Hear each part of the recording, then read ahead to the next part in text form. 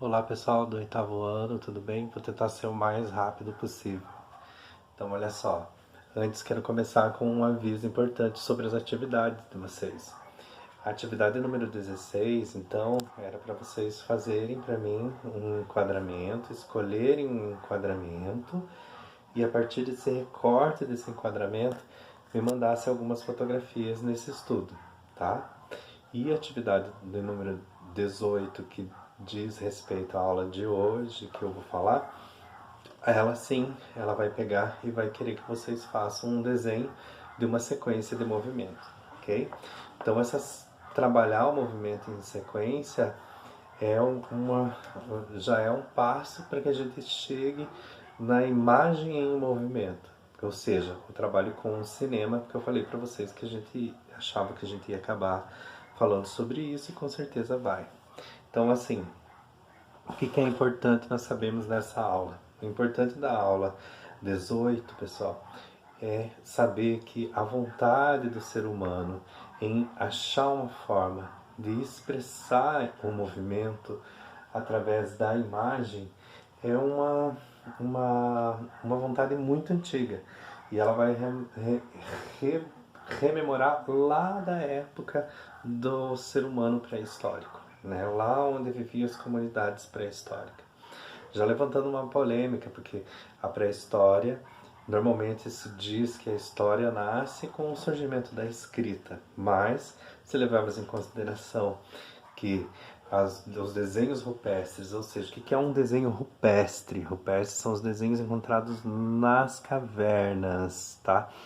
Desenhos que datam do período pré-histórico, que são encontrados nas paredes das cavernas. Esses desenhos, pessoal, não eram para deixar a caverna bonitinha. Esses desenhos eram para registrar a passagem daquele grupo de pessoas por aquele lugar. Registrar o que eles fizeram, como eles agiram, como foram as caças, como que foi a permanência, a passagem dessas pessoas por ali. Então é um registro, é uma forma de escrita, é uma forma de comunicação. Então, desde esses desenhos, nós já conseguimos ver, por exemplo, bisões, que são animais, animais parecidos ali com os javalis, a gente já vê eles assim com, desenha várias patas, e essas várias patas não parece ser um erro de quem fez, mas parece ser uma impressão, né, passar uma sugestão de movimento. Então a gente já vê essas impressões de movimento lá no período pré-histórico, nas cavernas, os desenhos rupestres. Eu lembrei, assistindo essa aula, eu lembrei de uma animação que eu gosto muito, que se chama Os Croods. Os Croods, né, vai acompanhar uma família nômade, ali tentando sobreviver nesse período. E existem momentos de contação de histórias, momentos onde ele mostra os registros nas cavernas, que é bem isso que a gente estava falando. Então lá o ser humano pré-histórico já tinha vontade de representar o movimento. Depois, a professora também ela vai buscar essa representação, essa sugestão do movimento nas esculturas gregas. Dá um salto e vai lá nas esculturas gregas. Antes, nos vasos gregos, nas ânforas, nas pinturas gregas, já se mostrava uma busca do movimento e às vezes até de cenas em sequência, né? Cenas sequenciais, quase que um princípio de história em quadrinhos, né? Já ali nas pinturas gregas. E na escultura. A escultura, o que é uma escultura? Uma escultura é um objeto tridimensional, né? Ou seja, tem 3 dimensões, né?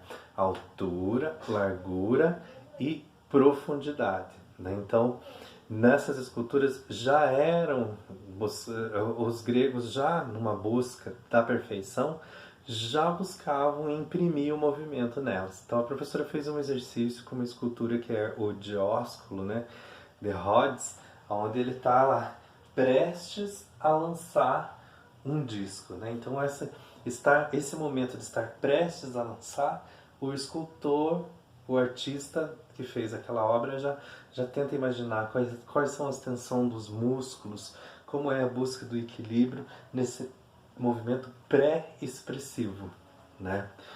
E então as esculturas gregas também, elas já buscam imprimir o movimento na imagem. Então, vamos levar isso em consideração, tá? Então, nesse momento, o que a gente precisa perceber? Precisamos perceber que não é de hoje que a imagem em movimento nos fascina, né? Hoje nós temos possibilidades de gravar as coisas sempre. O nosso celular está ali na mão, gravamos.